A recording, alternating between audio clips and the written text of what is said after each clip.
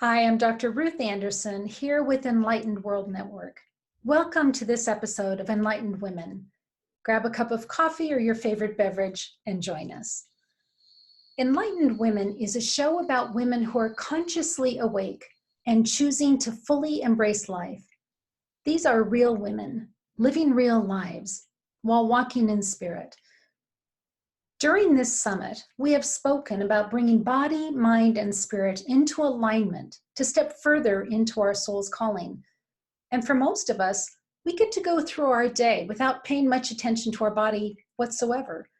It's there for us, able to be ignored because all is well. But for some of us, illness or disease is demanding that we pay full attention to our body, at times to the dismissal of everything else. Our guests today are Camille DeSalme and Teri Angel. Both of these beautiful women have unexpectedly found themselves in the throes of dealing with cancer and all the treatments.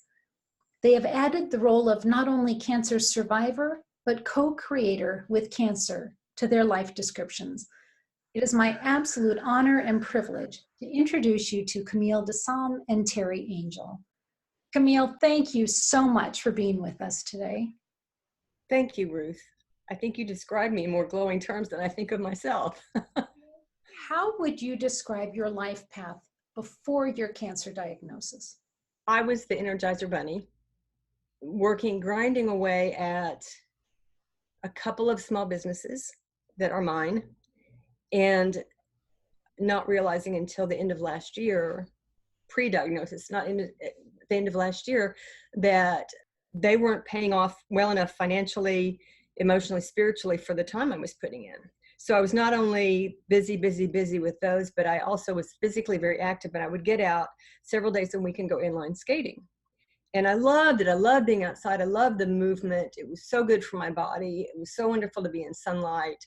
I used to live right by White Rock Lake, and I could skate to the lake. And it was a busy life. I was happy until I realized that all the time I spent at work just wasn't paying off. Right. Teri Angel, welcome. Thank you so much for being with us here today. Thank you, Ruth. This is an amazing privilege to be here with you. Teri, how would you describe your life path? Who you were, who you thought you were before your cancer diagnosis? Very interesting question, because I have been on a spiritual journey my whole life, actually. From the very beginning of my life, I've connected with angels.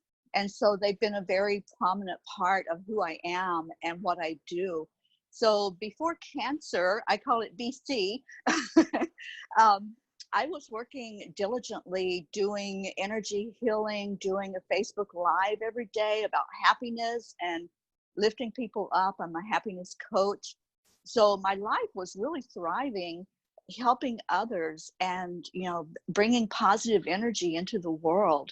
That was my life, BC. It's still, to the most extent, it is my life, but it was really a thriving journey where everything was working out the way I knew it was supposed to work out for me. Camille, can you tell us about the time of diagnosis for you? When was it, and how did you find out?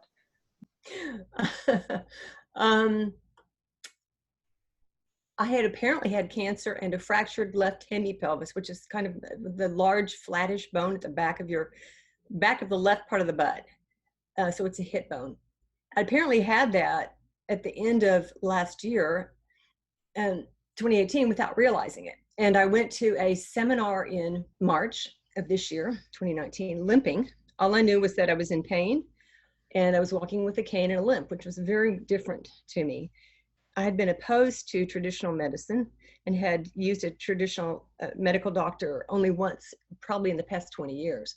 And a wonderful man, Kieran Kirkendall, was there, and we got talking about what was going on with my body. And he said one sentence to just flip something in my brain. And he said, "I'm not opposed to traditional medicine.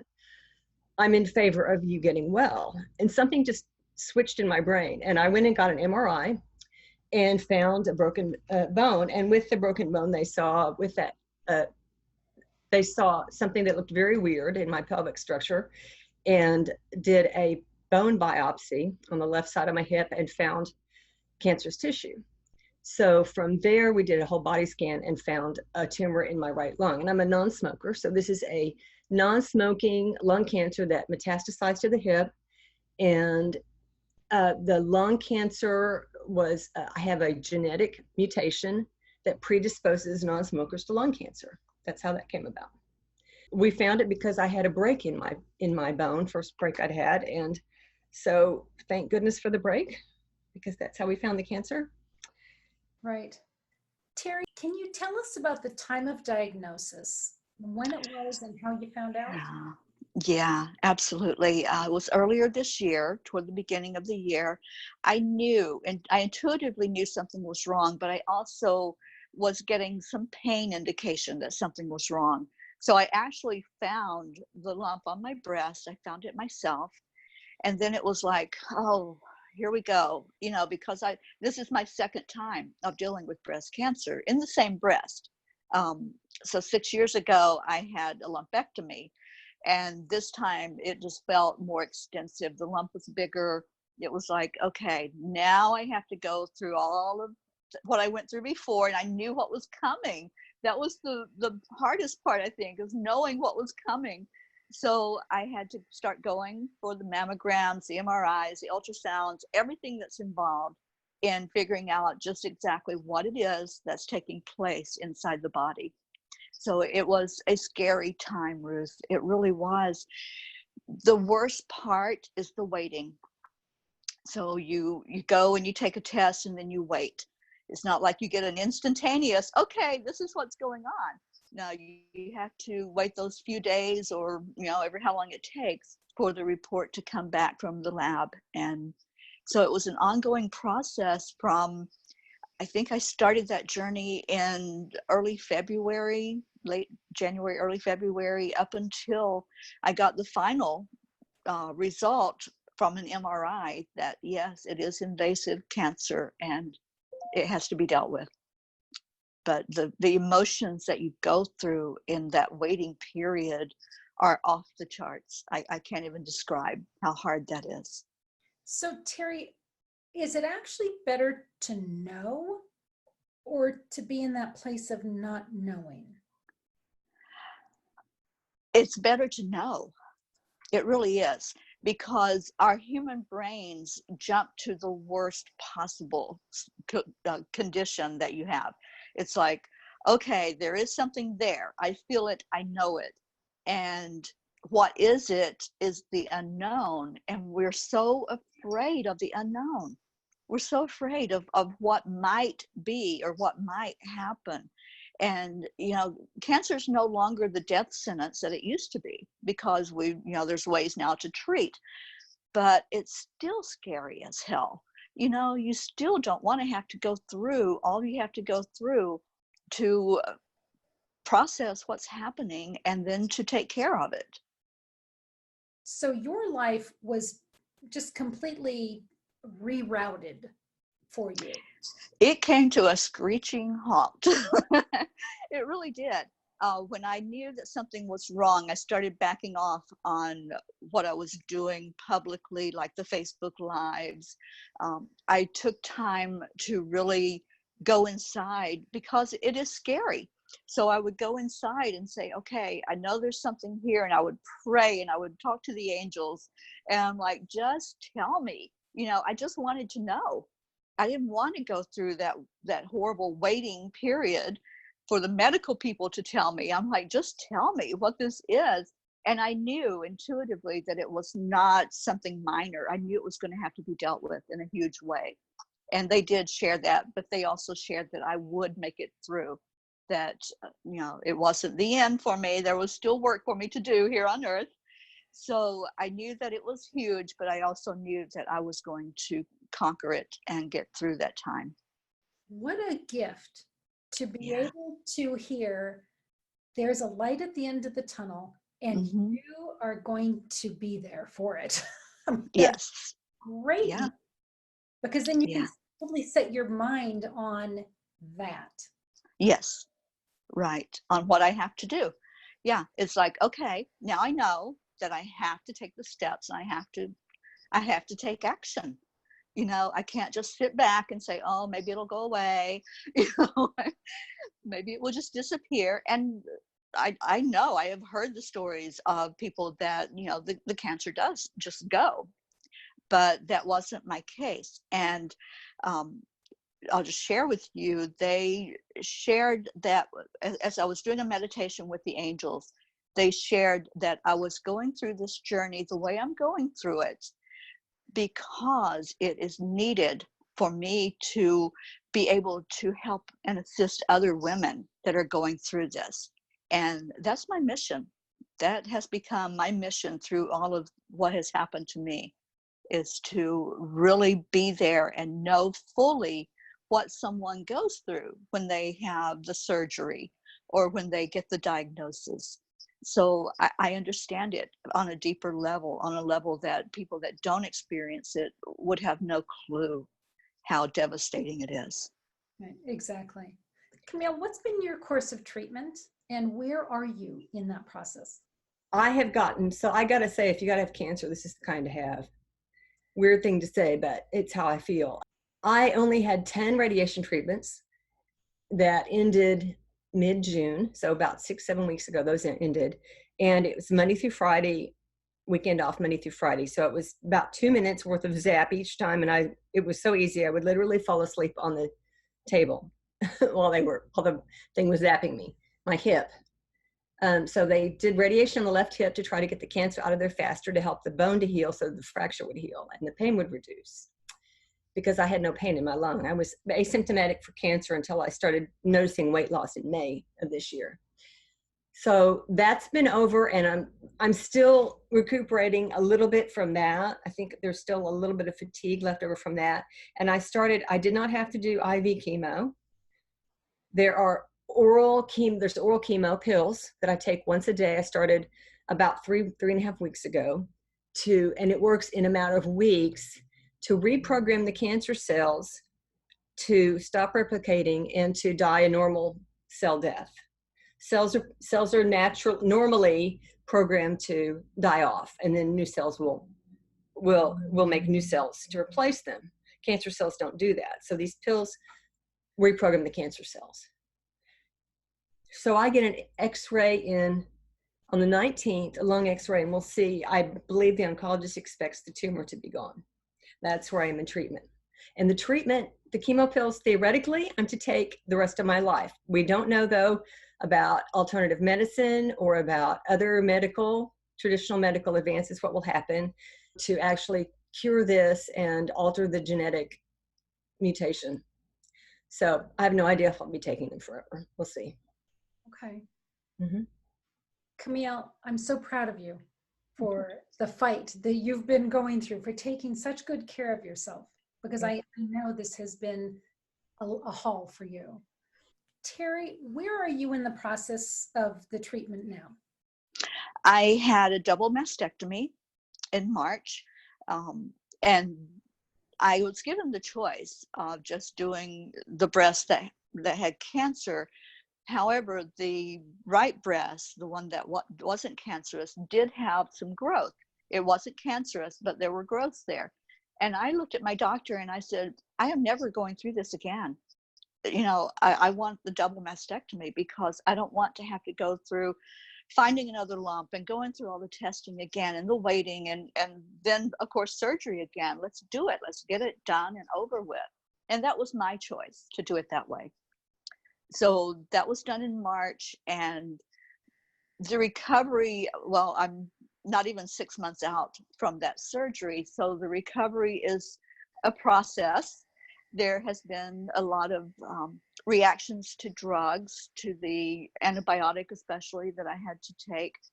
And then I had a second surgery to do reconstruction because I chose to do that. Not all women do, but I chose to do that. And so I've had a lot of discomfort through the whole process. Not a lot of real pain, but a lot of discomfort and aches and, you know, all of that. And I had several different types of reactions to some of the drugs that you have to take. So yeah, it's been a journey. But, it's like every day I get up and I'm grateful that I'm alive. Just grateful because, it could have been totally different. Well, and I have to tell you, you're actually radiant as you're talking. Oh, thank you. Thank you. Thank you for taking care of yourself, because then the rest of us Yeah. will enjoy you that much longer. So thank you. Yes. Yes, I have work to do for sure.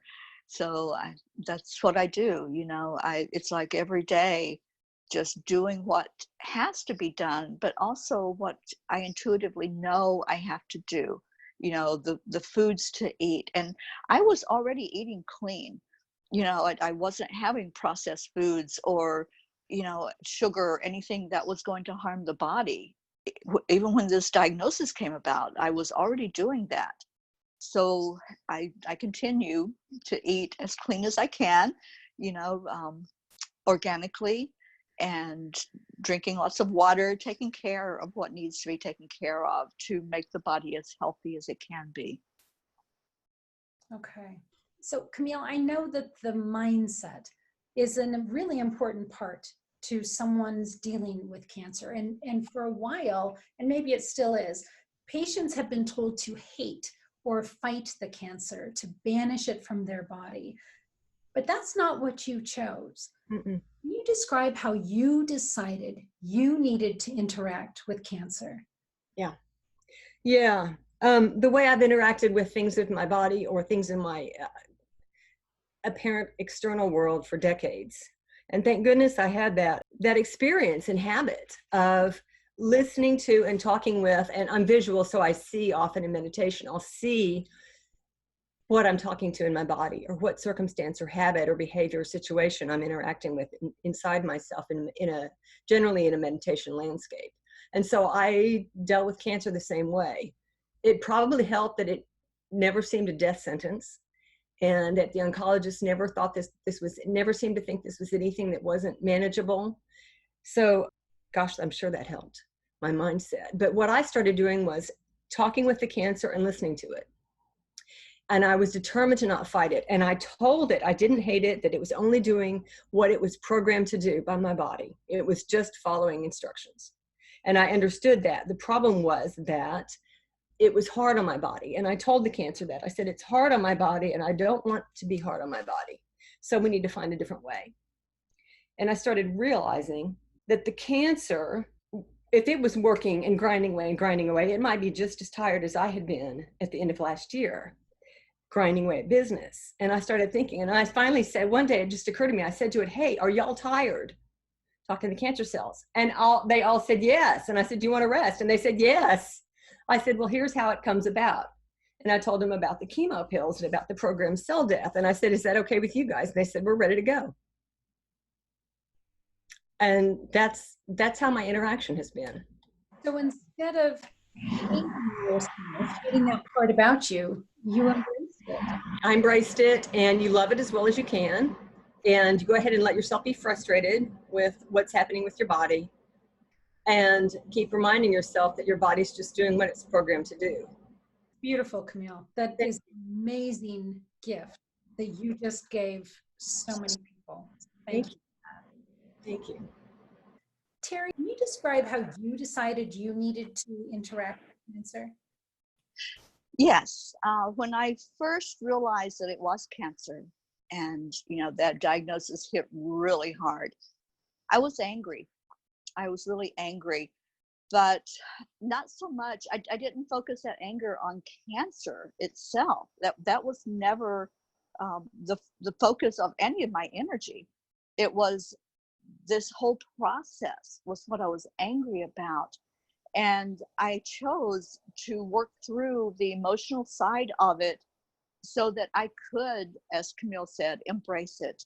And when the angels told me that this was a purpose-driven thing that was happening to me, that I was going to come out on the other side and it was going to be something I would be able to really grow from and use in my experience in working with other people, that made all the difference. And I'm like, okay, I can do that. I can do this. As long as I know that it's worthwhile, I can do anything. So I chose to look at how can I use this to help others instead of focusing on all of that low vibration of, hate and like you said, the fight. It's not a fight, it's a journey. And I looked at it that way. This is a journey. And I looked at it as, this is something that is changing me. So why would I hate it? Why would I hate anything that's going to make me better, that's going to make me more worthwhile in how I work with other people and help other people? And the experience, even though there were times when I would rather not have gone through what I went through, I know that that experience was needed to bring me to where I am right now in this moment. And where I am is stronger. I don't fear anything. I really don't. And I never feared death. Even when the angels told me that it wasn't going to be a death experience, I wasn't afraid of what was going on. What I had was more anger and dread of what I was going to have to go through. So yeah, I don't choose to go to any of the low vibration energy of fighting or struggle. It's just the journey, and it's putting one foot in front of the other, handling one moment at a time. And that's all we can do. You can't look forward, you can't look back. You can just handle the exact moment that you're in right now. Really wise words there, Teri. I have a question. Yes. When you really look at that anger, who were you angry at? And do you think that that anger was really based in fear or resistance to having to go through this? What do you think? I believe that it was a combination of, just having to go through this again. This was, like I said, my second time with breast cancer. And I was angry that I was going to have to go through all of this experience again, the testing, the waiting, the not knowing. But I also feel like I was angry because I had been doing everything I knew to do to be healthy.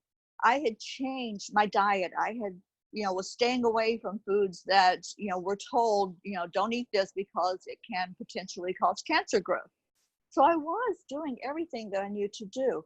Well, when I got my diagnosis that day in the doctor's office, I was alone, and I went to the ocean and I sat there and watched the waves crashing in. It was a really windy day, so the waves were coming in hard, and it allowed me to just sit there and cry. And I wanted to scream out, because I was so angry and I wanted to let that anger out. But then I wanted to be angry too, Ruth, if that makes sense. It was like, I know I have to release it. I know I have to get rid of it, but I am angry right now. And I want to be angry at this because I want to get into that emotion of anger to propel me forward. So it wasn't like a negative thing that I was angry. I was using that angry for motivation to make it through this, and to know that I had to do that. I had to be strong to face whatever was coming, and I knew a lot of what was coming. So I went into that anger state, and I did stay there for a while. Every day I was like, I would write about it, I would pray about it, I would tell God, I'm really angry right now. This is pissing me off, and I don't understand it. And this was before my message from the angels.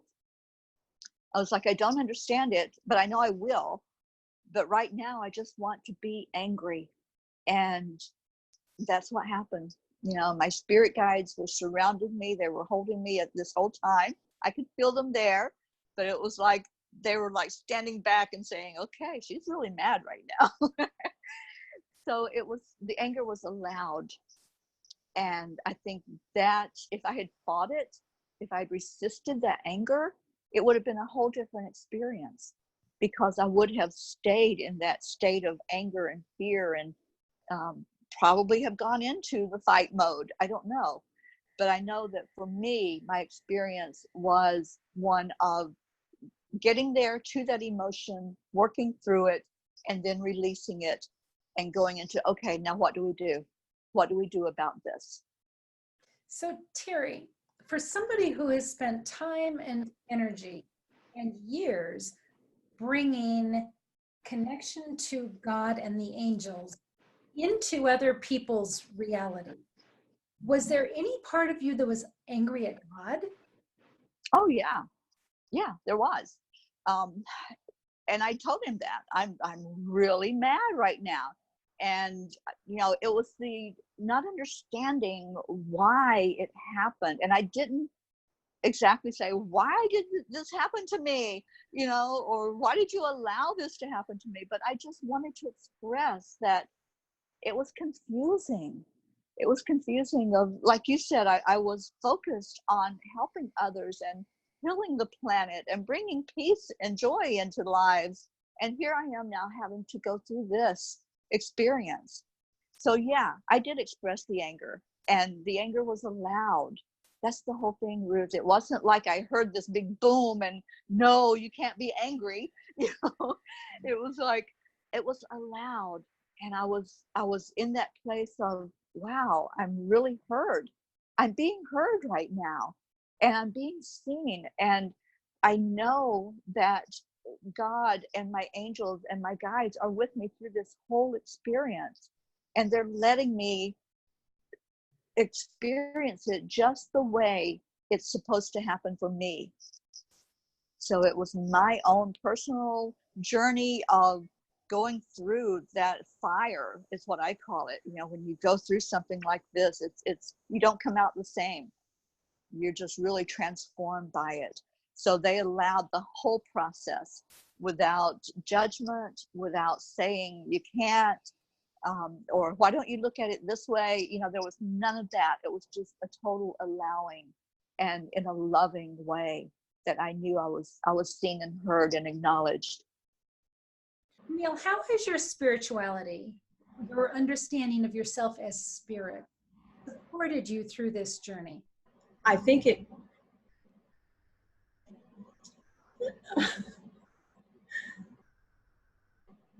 this is the question I didn't know how to answer. The first thing that comes to mind is it so helps to know I'm not just a body. I remember early on, very shortly within the days of the diagnosis, I was just sobbing, and I didn't know why, other than, of course, I was still shocked and frightened, although I had been frightened very little, but I was just terrified of something. And I asked myself, I said, okay, the part of myself that was so terrified, I said, what are you afraid of? And this part of me said, I'm afraid of the side effects of IV chemo because I just understand they're horrible. The side effects are horrible. And you got to remember, I did not have a bunch of cancer symptoms. I didn't feel bad. I didn't feel ill. I had a limp. My movement was impaired because I had broken hip bone. But I said to myself, if it's hideous, we're not going to do it to you.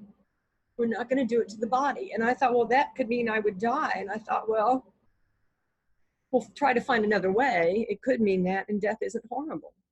And I think it just helps so much to know that I'm a spirit in a body. I don't know why that brings me to tears, except that it's such a relief. I'm very thankful to my upbringing and my mother for her faith and awareness of it. Yeah, because that's where I learned it. Camille, I know that you know that as a spirit in a body, you aren't alone. Oh, no. Right. Right. It's all one thing. I mean, some people say we're connected, and we may be, but that presumes separation. And I'm not even sure that separation is true. I have this sense we're all one thing, that there is no separation. So there's no need for connection. It's just all one thing, which also helps a lot because I know even though I live alone and sometimes I feel alone, I'm not. And sometimes I can feel that oneness. It's palpable. Teri, I've had people say to me, if you are in a loving relationship with God, why does he allow these bad things to happen? And I have said, because it's what I've been shown, that as a human, being a spiritual being, having a physical experience, we do have horrible things that happen in our world and to us. So I don't see God as the energy that says, okay, well, I'm going to save you. You don't have to go through all of this. We do have to endure horrible things in our lives. But I think the difference is we're not going through it alone. Oh, yes. Yes, you are so right. And that's my mission now, that nobody goes through this alone. That there's always going to be some type of support system. My support system, first of all, was the angels, my spirit guides, and of course, the Creator God. But I also have a huge, huge support system of people that gathered around me and lifted me through the whole journey. Things happen. They do. Things happen in these human bodies. My whole life has been a journey of things happening. This isn't my first disease or my first struggle that I've had to endure in this lifetime. But I've always looked at it as not as something bad happening to me, but what am I going through this for? What is the purpose of this? Okay, so where am I going to come out on the other side, and what's it going to look like when I come out on that other side? And can I be a testament for someone who, when you stand strong, you can endure it so much with so much more ease and grace than somebody who goes through it fighting it tooth and nail and resisting the whole way. It's a totally different experience. So I have to ask you, Teri, here in the room with me, I have beautiful presence of Divine Mother, and she is showing me that she is so connected with you. Can you share with me about your relationship with her? Oh, yes. It is such a loving relationship. She is actually one of my spirit guides. And so she is constantly nurturing. And during that time, remember I told you I went to the ocean, and I sat there at the ocean and just cried. And she held me that whole time. I actually felt her arms around me. And I was all alone, so I knew it wasn't a physical presence that was there, but it felt physical, and I could actually feel her holding me. And I have channeled messages from her specifically, where she's just so loving and caring and encouraging me the whole way to look at, how can I use this? How can I use this? Because knowing that I'm not alone, knowing that she is holding my hand, or she's holding my shoulders as I cry, it makes all the difference in the world. And she is huge with that feminine energy. And I think that's why it was so prominent with her coming forward during this cancer journey, and especially breast cancer. She helped me to understand that, this is not an attack on the femininity, but it does feel like it, because it's attacking that part of us that we relate to being a woman. The breasts, they're going to be cut off, they're going to be removed. So there's a huge part of us, I'll speak for me, there's a huge part of me that said, wow, that's being taken away from me. And I didn't get as angry about that as I did about, like in the beginning, the whole journey. But there was still anger at that. There was anger that I had to go through that particular surgery, as opposed to a different kind of surgery. So she has been the one that's helped me be strong through it all.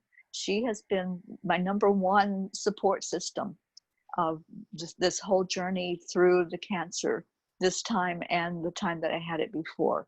Her presence was all around me. And she's very, not just loving, but it's a gentle loving that helps you look inside. and you no longer look outside, and you no longer look at the physical. You only look at the soul and the soul journey that you're going through when there's something traumatic that happens. So that's the kind of relationship I have with her. She guides me each step of the way. When there's healing that needs to be done, whether it's myself or I am an energy healer, if I'm helping someone else, I always call on her. She's right there to help with that healing. Well, and she's also showing me the two of you co-creating together in the future, and the expansiveness of your reach as a result of you walking through this experience with cancer again for the second time. So I know she's got big plans for you, and it's beautiful and it's very exciting. It really is, and it's already begun. I've already got people that are coming to me that either just found out they have cancer, breast cancer specifically, or there's something wrong and they want to talk about, the process and what to do. That's already happening without me even, saying this is my mission. I have people that are coming to and finding me, but also I am in the process of creating something in writing, and Mother Mary's a big part of that. And it's going to be a co-creation. It won't be something that I'm doing on my own. There will be other cancer survivors, specifically breast cancer survivors, that will be involved in that project as well. Beautiful. I can't wait. I can't wait to see. Yeah. So Camille, all of us go through times of learning, and clearly through this time of cancer, you are learning great deals about yourself and maybe who you thought you were and who you are. Can you share with us one of your more current learnings on this journey? Rest is a blessing. Oh my goodness. The ability to rest. And what I've learned very recently, just this year, is that we can actually find areas of rest that we didn't think could be restful, like in our work. And I'm so determined to not grind away at work. Hard work is fine, but there's a way to find restfulness, even if it's just, for example, people who are doing coaching perhaps might find restfulness in when their client is talking.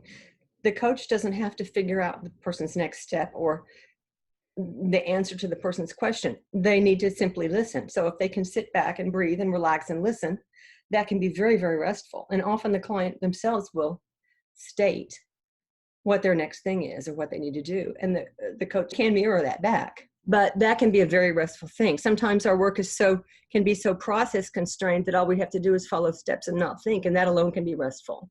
So I'm so determined. Rest has become such a huge part of what I'm doing and what I'm learning to find. I want to help other people find it. That's so yeah, and I know it doesn't sound anything like cancer, but that's what it's done for me, because it's required me to rest. It's required me to think of rest in a different way. And I love, Camille, that you have continued to post on Facebook. And the reason I love that is for two reasons. Number one, you're bringing people along with you on your journey, and you're learning from that. And we get to hold you and love you in spirit while you're going through that. So thank you for that. Thank you. Two, I love that you have been recording for Facebook lying down in bed and allowing us into your inner sanctuary at 2, 3 in the morning as you are processing how you're feeling about this. So thank you so much for that. That's been so fun to do. It was so fun to finally let go of the need to worry about proper lighting and makeup and hair. And, here's my requirement. I want my hair to not look too stupid. And I want there to be enough light that you can see me. Those are my requirements. And that's made doing the videos even restful, because it's just become fun. I'm glad. Thank you for telling me your side of it. Absolutely. So Teri, can you share with us what some of your latest learnings in your spiritual walk are? Yeah, absolutely. I'm working right now with very much empowering specifically women, but anyone who wants to be empowered, it doesn't matter if you're male or female, but empowering people through the emotional state and working with becoming more emotionally intelligent, which means just knowing and acknowledging your emotions. Where are they at? Where they're coming from? And helping people through that. I'm doing a workshop the end of this month on emotional intelligence. So that's something that's very huge that I'm working through. And I just became certified as an emotional intelligence practitioner. So that's something that I've taken advantage of my downtime, because during that whole journey through those months, I didn't see clients. I didn't really do anything other than recover. And I kept busy by learning. So that was one of the things I got involved with. I'm already a life coach, but I just added the emotional intelligence part to that. I also have delved into a lot of the Eastern religion practices. Specifically, there's something called Tonlin, and it's just a meditation going inside and just doing a deeper meditation than I've ever done in my life. And I've been doing meditation many, many years and have taught meditation. But the type of meditation that I'm doing now is so much deeper, and it's a beautiful experience. So I've really expanded in many areas, actually, Ruth, where I know that my mission is to help others, and I'm being given all these tools that are just falling right into place with what I'm supposed to do. It's just as if you were on a curriculum or timeline, isn't it? I know, it is. It is. And I've always said that the angels go ahead of me and prepare everything. I just have to catch up to them. So everything falls into place, and then, okay, there it is. So I don't worry about the how. I don't even think about the how. I just know when they tell me this is something you're going to be doing, I'm like, okay, here we go. I'm strapping in because I know this is going to be a huge journey. So yeah, they really do prepare everything. And all we have to do is say yes. Just say yes. Wow, what a stunning story. Thank you. Thank you so much for sharing this all with us, Teri. Thank you. So important. So Camille, how can people follow you or contact you? Oh, through my website, which is my name, CamilleDeSalme.com. Okay. And you're also on Facebook. I am on Facebook and under Camille DeSalme, and I might be the only one. I don't know. Okay. Well, you are one of a kind. I will do that. Thank you. Teri, how do people follow you? How can they find you? Okay, on Facebook, I'm Teri Angel, and you'll see my picture on there with the angel wings. I just changed it. Also on Instagram and Twitter, it's Gratitude Girl, because gratitude is such a huge part of my life. You can email me, Teri at angelspeakers.com. That's all one word. And my website is angelspeakers.com. Camille, I love you. Thank you so, so much for being here with us today. Thank you so much, Ruth, for having me. I've enjoyed it. Great. Teri, thank you so much for being here with us today. Thank you, Ruth. I appreciate you. Thank you.